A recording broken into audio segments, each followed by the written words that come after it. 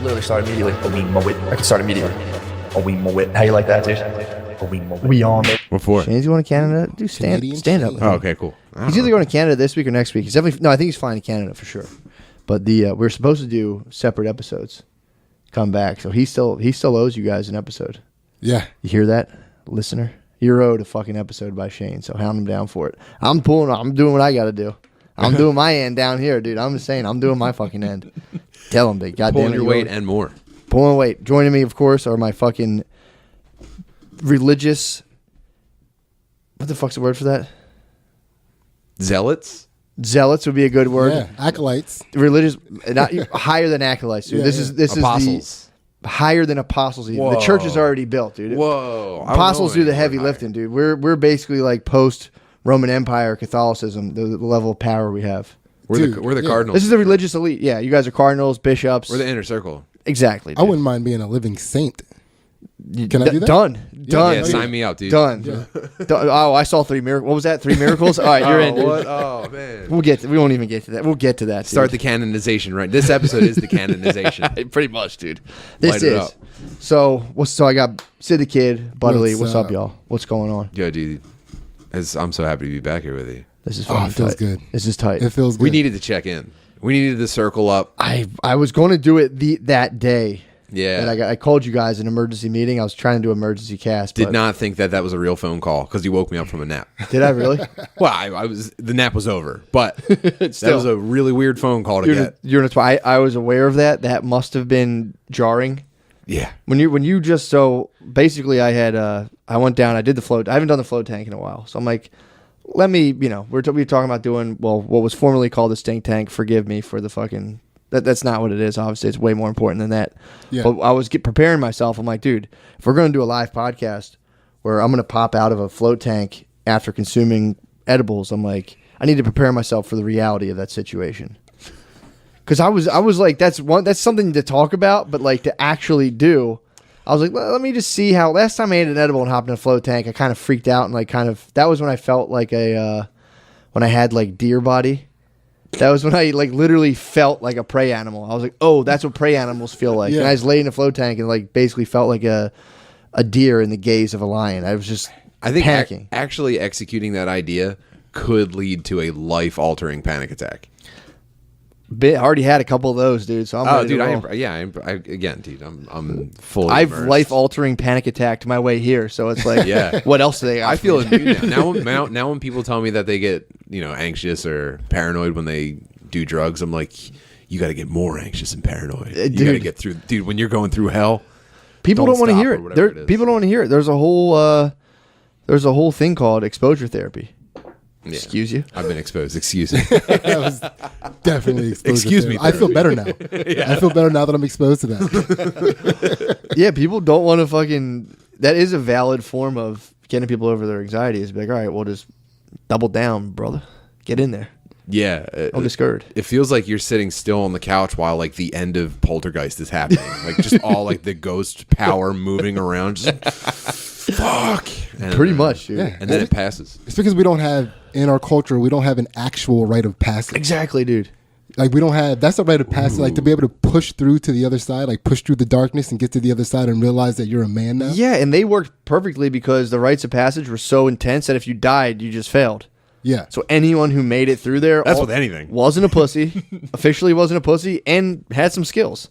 Like they would send you in the woods for like a week and be like, "Good luck, dude." If you smoke DMT and die, you're just a pussy. Yeah, you lose. Exactly. Yeah. There's people who die of heart attacks down on like ayahuasca ceremonies.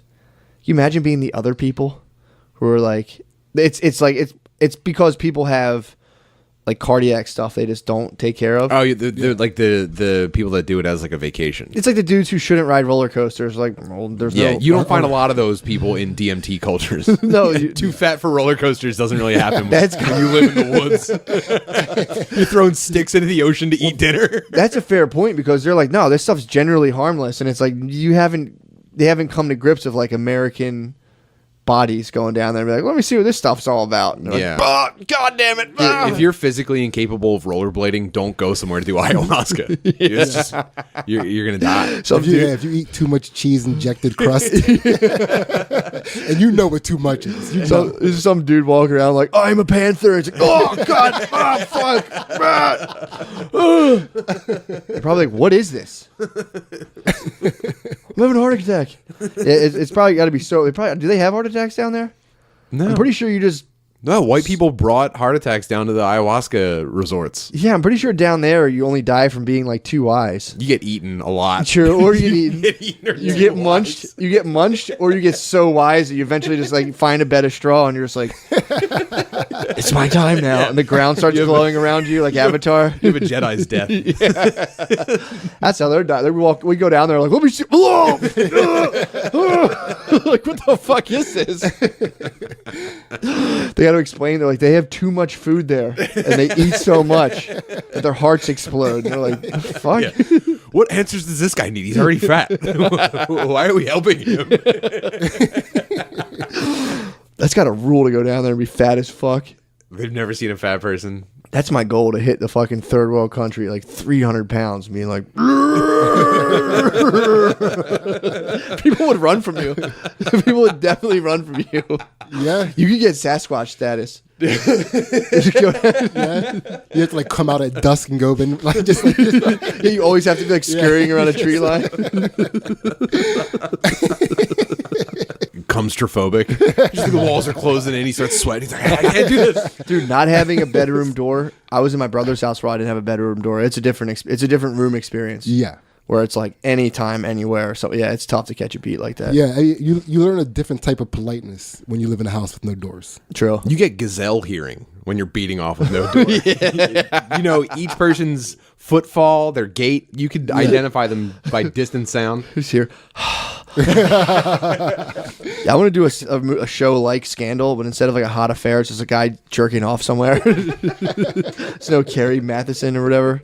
It's like the president, and he fucking gets to a room, and it's just like, oh fuck, oh god, Mr. President. He's like, ugh. So, excuse me for the detour. So I called you guys. So I'm in the flow tank, and I'm sitting there, and I'm like, I'm thinking about doing the show, and I'm like, damn, that'd be fucking wild. And I'm like, it is doable. And then I don't know, I've kind of forgot what the fuck I was really thinking about, but I got real into the idea of like manipulating reality. That's the thing I'm really into right now is the manipulation of reality, and how like if you're not doing that, you're just fucking, you're out here floating around. If you're not consciously at least attempting. Literally preaching to the choir. Exactly, bro. Yeah, who the fuck am I talking to? Yeah. So I'm sitting there and I'm like, yeah, you know who you called. Well, exactly, dude. So I'm sitting there and I'm like, you have to. So at first I'm laying there, I'm like, damn, because I entered into like literally I was thinking about mystical experiences and how there's scientific literature about the clinical benefit of mystical experiences, and it's just like a part of our brain none of us are using right now. That's the stuff with the mushroom studies when they say like people stop smoking after one experience with mushrooms for up to 18 months, and it's like it confounds psychiatric science to where it's like, no, you have to get people, you got to alter their neurochemicals, and it's like, no, dude, you can have somebody have like a mystical experience from a substance, and they stop, they quit smoking, they stop doing heroin, blah blah blah. There's a bunch, and nobody really knows the science. Like the scientists right now have no fucking clue how that works. Do you think any of it could be attributed to the fact that the mind isn't fully understood yet? Exactly, bro. Are we having a mind battle right now, dude? Yeah. I'm channeling Shane. I got to shut this down for my friend. I know Shane, when he hears this, he's going to be like, this is... Oh, my God. He's going to say, what the fuck are you doing? First of all... I'm trying to be a good friend right now. First of all, you're agent smithing me. Second of all, I'll get to that. I myself, Tim Butterly, 100% on board with the idea. But no, I need skepticism, dude. This is, obviously, Dawgology doesn't. We're not kicking out the church, dude. We literally can stand up to science. I can't wait till this also turns into a Wigger clothing brand. Dawgology denim shorts. That'd be tight for the apparel, for all of our apparels, just to be in like FMBG jeans or. Well, no. All the apparel, honestly, is Matrix T-shirts, dude. That's it. That's all. Only used GameStop employee promotional shirts. I'm trying to wear like Crash Bandicoot forced merchandise. That's Dawgology, dude. So I'm in the tank, and I'm like, damn, dude, people should be having mystical experience. It's not that hard. You eat a weed edible, hop in a float tank, and if you've trained yourself not to bug out, you can literally relax in a float tank to the point where like you literally, it feels like you leave your body. It's fucking crazy. I can't wait. It's so fucking awesome. You guys did the deep dive. Yeah. Oh, It's yeah. like that if you just weren't aware of your body at all. How much of the deep dive did you explain on here?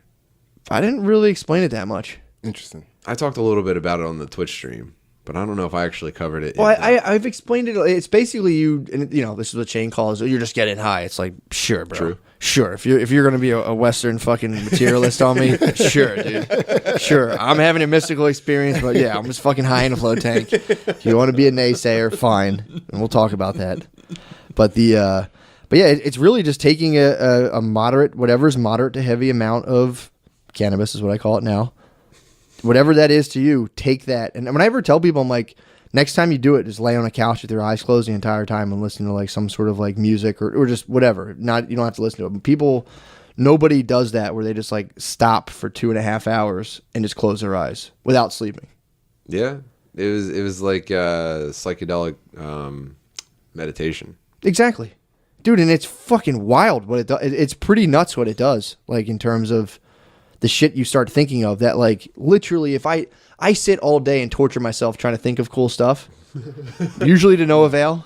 Yeah. So then it's like, oh, I do this. And then it's like, and it's not like I'm actively trying. I just relax. All of a sudden, dude, bam, the stink tank becomes the sacred church of Dawgology. You upgraded it. I upgraded it. I wasn't even trying, dude. You nailed it. I literally connected to the source. Dude, when we did the deep dive, I created a visual representation for what I believed was my lifelong chronic anxiety. It slowly revealed itself to me to be a manifestation of the plant goddess. We called her Santa Maria. Of course. It was Santa Maria, dude. My anxieties weren't holding me back. It was the plant goddess let me know that she was going to fucking push me forward. I was like, dude, I realized this all. I went home. I tried to explain it to my wife. I felt like a gigantic retard. She was nice about it though. Dude, no, when you try to, that's the thing too. Yeah, I haven't even tried. I'm not even going to try. I try, and Brittany just shakes her head at me. But it's also like, was that beneficial to visualize that in that way? For sure. And I had a nice time. It was a really nice afternoon. Exactly. And it's also like, it lets you feel ideas in a way that we're not really used to. Because you can explain it all you want, it doesn't make sense. But if you feel an idea, you're like you'll just be like, God, families rule. Well, once you're internalizing everything, and it's almost like your internal monologue turns off, and then you start being able to just explore your feelings just as like the emotion. You don't actually have to I know this is hard to explain, but I think I'm already pretty close. You're laying there, your internal monologue shuts off, and now you're exploring your feelings without writing a script for your side and then like imagining someone else having the other side of the conversation. You know what I mean? Yeah. It's just it becomes and the visual aspect kind of like elevates it, and we get to see them. I'll have like when I get into that state, a lot of times I'll just be chilling. I'll be like just like a weird feeling like a separate entity, and I can sit there and like slide out my deep bedrock fears and be like, what's this one? And it's like, have a heart attack? Probably won't have a heart attack. Put that one back in there, and I can pull out all these weird, not like subconscious fears, but fears that like affect me on a daily level. Like you were saying, you interact with them, you can just like look at them, and you're like, rather than just kind of like running on those. Yeah, that was my big revelation from the whole thing. Oh, I ended up having a real life impactful revelation from the whole experience. What was it? So yeah, I was just getting high in the basement with my boys. Yeah, I mean, obviously, dude. I'll concede. If you're going to that. Agent Smith us, sure. However, I realized I had this huge anxiety about missing out. Like, so now, I don't need to bring this up, but you guys pushed us on to start the fucking Dad Meat cast. Me and Rainey are firing. We're at 100 miles an hour here on out. No big deal. But we're kind of running ourselves ragged, like pursuing opportunities and goals and shit like that. And so that feels really good to get like returns on all that. Like we've good responses and shit. But I had a new fear that I was like, oh no, I'm gonna push too hard for like success, and I'm gonna miss out on like those fucking moments I love to collect with my children. Right. I have 3 kids, and I so I started to spin out. I went into the fucking anxiety spin out on that.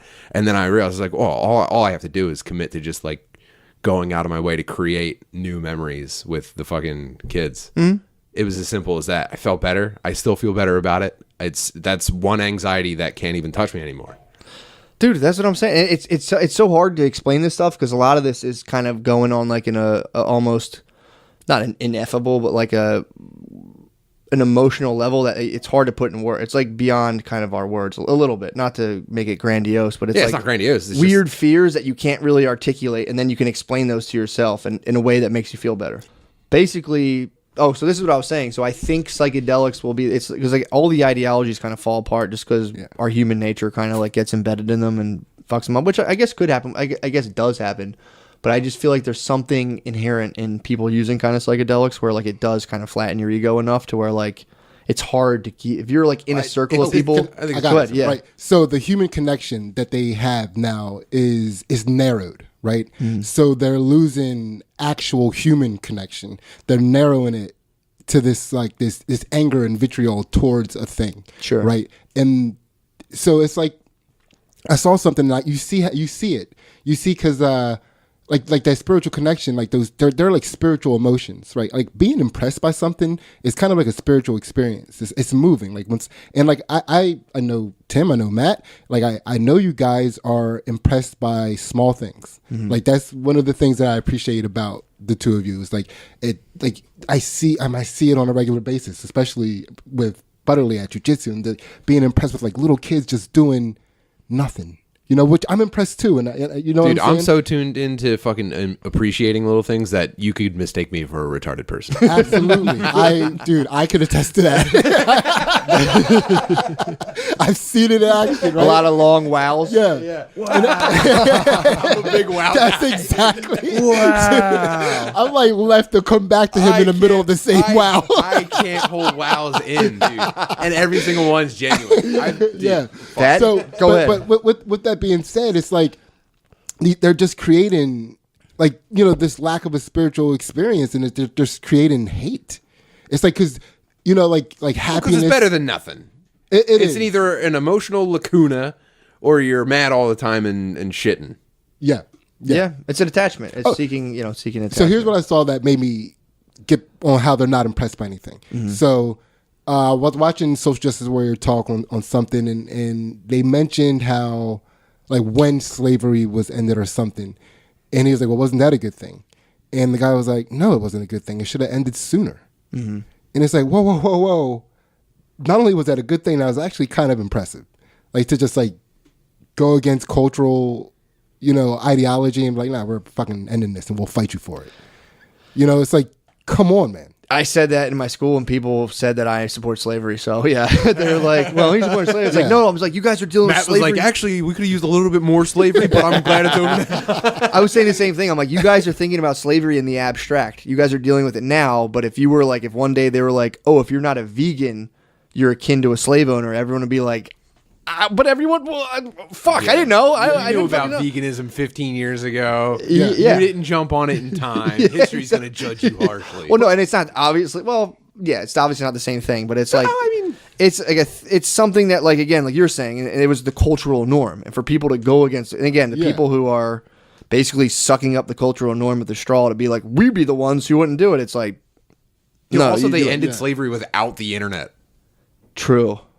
There was no way to find the other people that you could say no more slavery to.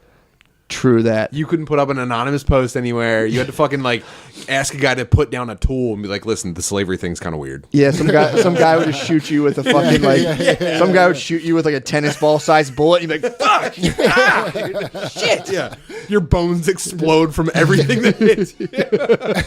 Like, all right, fine. Slavery's cool. Whatever. But that's a zoomed out perspective, and that's literally, I would argue that that's kind of a perspective that, you know, it's a very open-minded perspective to be like, yeah, well, like, think about what, like, that time to be like, yeah, we're going to stop. It's crazily impressive. Well, and nobody really, people think they have an appreciation for the time period, but they don't, because they take every racial discomfort, right, and they look at it through the lens of slavery. And like this is like a theory that Ainsley and I were talking about recently. I don't mean to, because I know like Please, some people dude, listen to go all ahead. the podcasts, and I don't. Yeah. I'm not trying to regurgitate shit, but it's just like this is in the flow. So, but oh fuck! What was I just saying? Talking about? I'm like high. I'm like apologizing and shit. You and Anthony It's were like I talking felt- about how slavery should come back. Exactly. So everybody looks at. So it'll be a situation, right? So we're talking about things that are racially uncomfortable. Yeah. So if say if an older black man yells at 4 black guys to turn down their music, nobody thinks anything of it. Yeah. An older white guy yells at 4 black guys to turn down their music.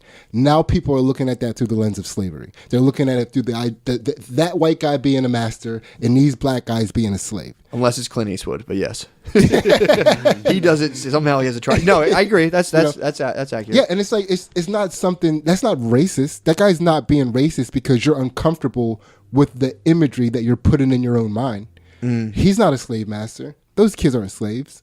Like that. Every racially uncomfortable thing isn't racist. Yeah. It's just they're putting it through the lens. They're literally putting it through the lens of, well, if that guy was a slave master and those were slaves, that would be a really rude thing he just said. Yeah. No, it's true. That's something that people I don't think are ready to start thinking like that for the most part. But I think you're. I mean, dude, right now in my school, Come to Two Jack Bros. We're thinking like that. dude, right now, That's what's up. 100%, dude. In my school, it's Black History Month, and I'm in a 99% black high school, and I'm working. It's like it's for me, it's like a fucking like haunted hayride, right? Every time I turn a corner, it'll just be like a poster of a black guy drinking from White's Only Water Fountain. I'm like, fuck, goddamn it, I forgot about that. I look at this. I look at the next thing. I'm like, oh, that was bad. Every like other time I turn around, I'm like, yeah. Oh shit! I take it all back. But yeah, there's I mean, there's also the whole thing of Black History Month is it's split because it's like, you know, kids I think are genuinely excited to be like black kids are like, yeah, this is awesome. We get to talk. This is stuff we're interested in. We get to talk about. Then you do get some even who are like, why the fuck do we have Black History Month anyway? It should just be like a normal. Yeah. Should just be integrated into all the rest of the They month. should say that for every class they do, though. Yeah. I have a calculator. Why am I doing that? that was me. Yeah. But yeah, you do. It would be. I think it would be helpful not only for black kids, but just for a more honest view of history or a more encompassing view of history. Or it's just. I mean, there was. Like the only black person you learn about outside of Black History Month that I really remember, and maybe it's because it's funny to me, is Christopher Addicks. He was the first person killed in the Revolutionary War. I think he was the first person killed somehow. Was he really? Yeah, it was a black dude. Oh my god! Some dude there's pointing at the other guys. What the? All right, ready? Begin. All right, ready? All right, start. All right, I took care of that. Now we can fight. All right, guys, we're at war. Stop killing your The slaves. Revolutionary- Starting now. Revolutionary War just ended. Everyone's like, oh, that sucks. The guy was just walking around. Was like, He walked out of a bar and got shot. some guy was like, holy shit. Yeah, basically. They were like, you saw him. He had a musket. He had a fucking. Oh fuck, that was a stick. All right, Put that fuck. musket next to him. That was just a stick. Fuck. Was that hemp? Was he smoking hemp? Hey, that hemp seller. But yeah, that'll be Black History Month in 30 years will be looked at kind of like, you guys were still doing that? Yeah. You guys said fuck. Like, come on, guys, what the fuck? Yeah.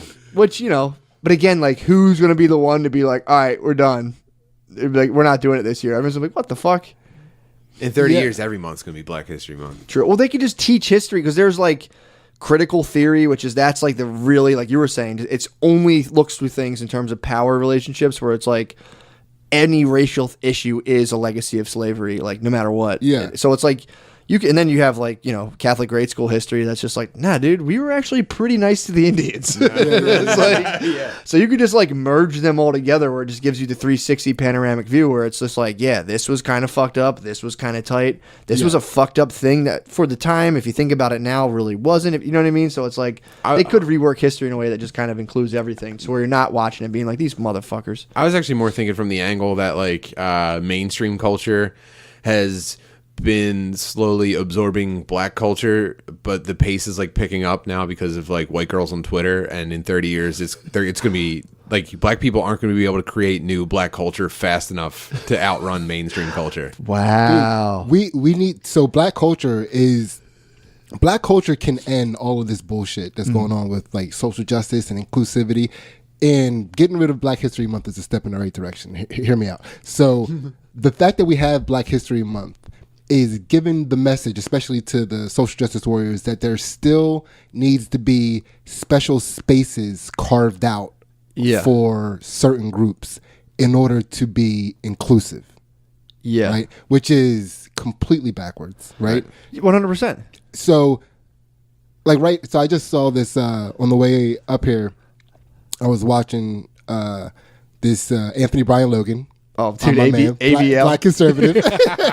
He's a hard black conservative nerd too. Yeah, he's unabashed nerd. Which I don't even know. I'm like definitely I'm definitely more moderate. Yeah, but how I would not be able to resist if my wheels are spinning. I'm like, dude, I can easily get all the white people out of here right now. Just be like, watch this. I got to try this. I Be can't. like, excuse me, dude. That would be hard not to wield that. There needs to be some honesty around that, because when I was in college, like I went to Lafayette College, like 4% minorities, like 2% black, and we would definitely, and I'm always down with white people, but like if we're gonna fucking get a little like mischievous, like I'll fucking do it. So we definitely plenty of times like sat around and like concocted ways to make white people feel uncomfortable. For sure. I don't understand how you would not do that, dude, all the time.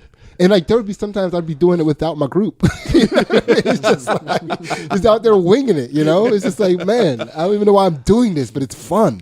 Well, this is something. That's why Sydney's really popular in the stand-up comedy.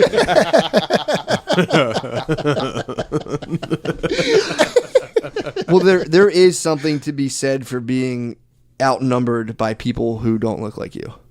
There is something to be like whenever I go visit Brittany's family in Chicago. And if you go to Chicago, is like dead segregated, where I'm literally the only white person around. You go into like your first experience with all black Walmart, where it's like the guy selling Comcast plans are black, everyone working there is black, every customer is black. Yeah. And I went in there we literally. Dude, please come to fucking Harrogate whenever you have time. What's Harrogate like? That's where I live. That's I live in a black and Puerto Rican neighborhood. So I'm saying at least it's integrated though. Like Philly, you can in be that it's black and Puerto Rican. Yeah, I have the white family in my neighborhood. Well, true, that is true, but it's also like you can go a couple blocks over.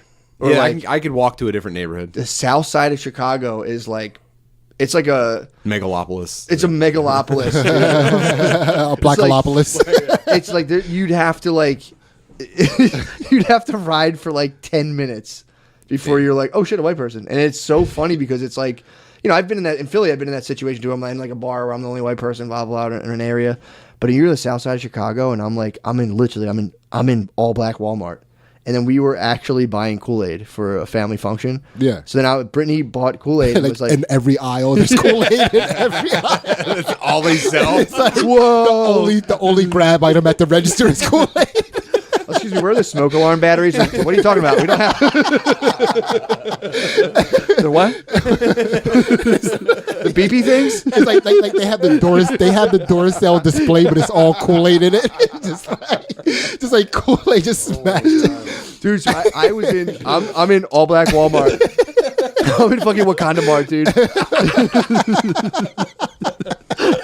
And I'm in there with Brittany, and I'm like, I'm all right. And the whole point of this is I was like, there is something to be said for being like just the only person of your skin color in like an entire area as far as you can see. It's so weird because people, then you're getting the mind games. You're like, is that guy staring at me? Am I just being weird because I'm the only white person? You know what I mean? So I'm like, I don't know. I was like, for me, I'm like, I wasn't really uncomfortable like that, but that was the first time I was like, I was physically aware of, I'm being weird right now. They probably all just thought you were a producer.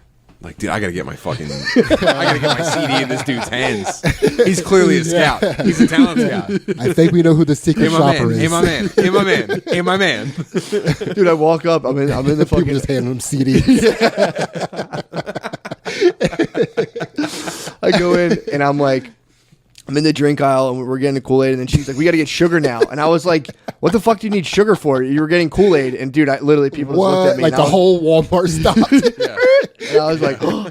She was like, and she just started laughing. She was like, "You fucking idiot! You've never." I was like, "I only ever had the instant Kool-Aid." And I'm like, "I never made powder Kool-Aid." No. I'm like, I've had the stuff at the gas station, the squeeze bottle. Yeah, she didn't need sugar. She needed too much sugar. Can you send me to the too much sugar aisle, please?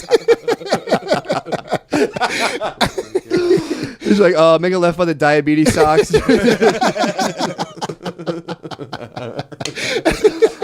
But yeah, there is something to be said for that in terms of like being outnumbered in terms of. You know how every black grandma sounds the same?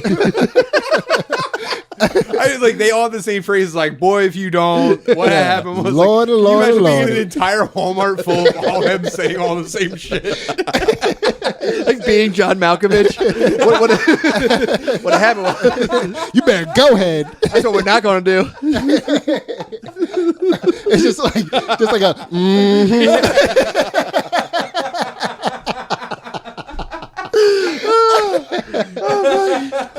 Oh fuck. Oh my god. Oh man. If that was Agent Smith, I'd gladly give up my bitching quest. Just like, I'll just like touch me, and I'd like, Just switch the Oracle and Agent Smith. just so I can walk around, like, oh no. Oh my god, man. let me quit playing. Dude. But yeah, man. I don't even know what my point was, but yeah, that is. People do need to start chilling out. I think With people all are that doing sugar in the Kool-Aid. Yeah. Black people need to chill with the diabetes, Well, dog. dude, I'm in a school with a guy it's a picture of a guy like smiling in front of a whites only fountain, like drinking the water. Hilarious picture, but then it's like Black History Month, and I'm like, He's pouring sugar into the water fountain. He's like, that might have been why some guys are drizzling like, the "What the sugar fuck?" into his mouth so that it meets the water stream. You're saying that the water fountains weren't sweet enough? They're like, what the fuck is that? That's why it was whites only. It's like black people labeled it. They're like that. There's a guy who just dropped Crystal Light on your tongue. That was like, Jesus fucking Christ. like All some right. black grandma was like, "Don't be drinking from that black. White people don't flavor their water." Oh, you ain't never had black water fountain? I gotta look into the literature and see if that was the case. Yeah.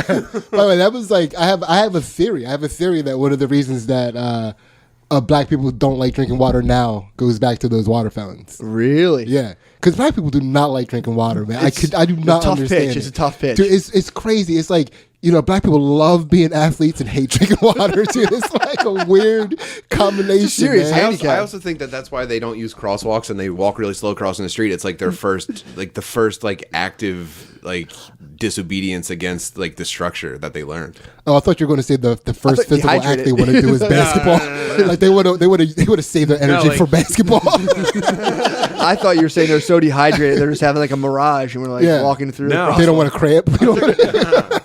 They're cramping across the street. That's why we walk with a limp. We're cramping. We don't drink enough water. So.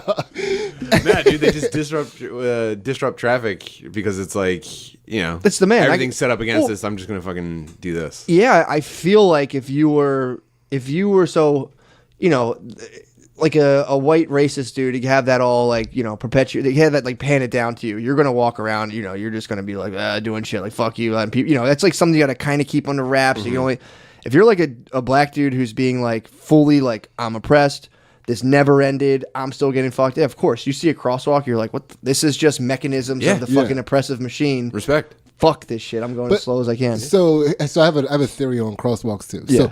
So white people also walk slowly across the street. So there's a little Not me, bit of full sprint. I've never crossed the I can street full without sprinting. Car nod. Excuse me. Sorry. Yeah, sir. dude, sorry. I know.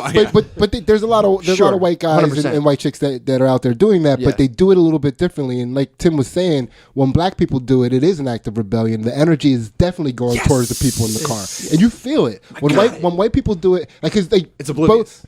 They want to like, I don't want to be a part of this. I'm not. The energy's going the other way. Mm-hmm. Black people definitely want you to know that they're walking slow. Fuck Fuck you, yeah. dude. I nailed it. Yeah. I do agree. And there is a lot of, especially Drexel's campus, dude. Yeah, a lot of, for some reason, college kids fucking walk across so slow. Mm-hmm. And they just Because they're all retarded. And it's like it's a rebellious age too. Yeah. It's like this is the first time in their life that they get to really actually manipulate their reality. True. Because they don't have they're free. Dude, today I'm sitting there. So this is a thought I had. It sounds kind of corny, but I don't care. It was like, so I'm walking around. I take my breaks between, like, I'm seeing kids doing therapy, and I'm like, I usually take walks between them because it's like sometimes the shit's just really kind of like weighs you down. Heavy. A little heavy, yeah. So I'm taking a walk, and there's out of nowhere I start thinking about same thing. It's on my mind, spiritual experiences. I'm like, damn, dude, people just got to get way more spiritual. So, and I don't even know where I started thinking about this. So I started thinking about the concept of God. Like when people say, like, you know, they believe in God, and I'm like, it just dawned on me to say, like, well, okay, people say God's everything, you know, right? They're like, God is everything, which is, in a way, if you have a relationship with God, you just have a relationship with everything simultaneously, which produces all.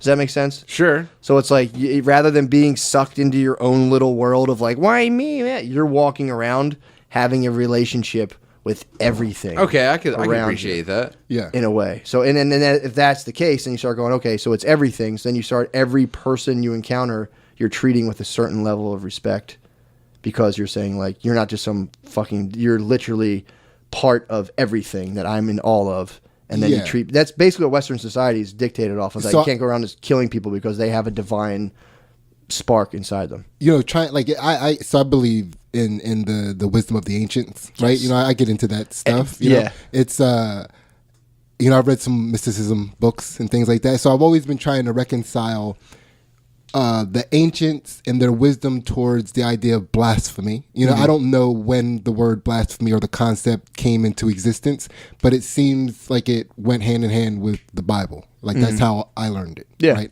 So, and like you said, like, if God is everything, then we are also gods. Like, just like you said, like, we're all part of the everything.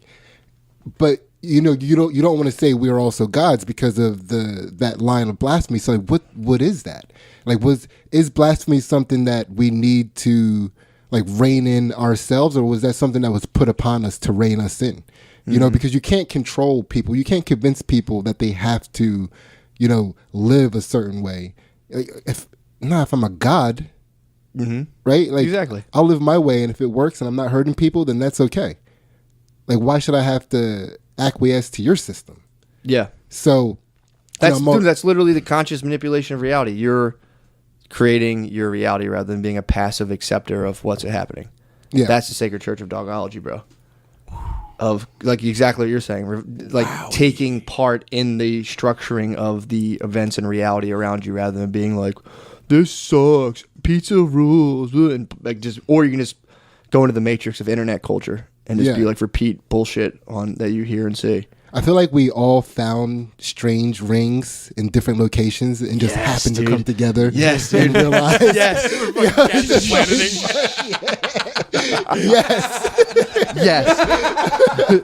It's like we walk past each other and the rings glue. It's like, what the fuck was that? I'm telling you, man.